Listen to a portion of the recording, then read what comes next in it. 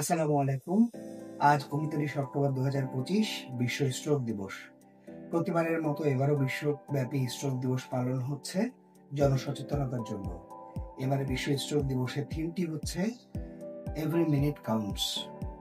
Hashtag হচ্ছে act fast, যেখানে FAST এই 4টি অক্ষরের অ্যাব্রিভিয়েশন হচ্ছে মুখে জড়তা বা ফেশিয়াল ডেভিয়েশন, আর্ম উইকনেস বা হাত বা পা একদিকে দুর্বল হয়ে যাওয়া, স্লারিং অফ স্পিচ বা কথার মধ্যে জড়তা আসা।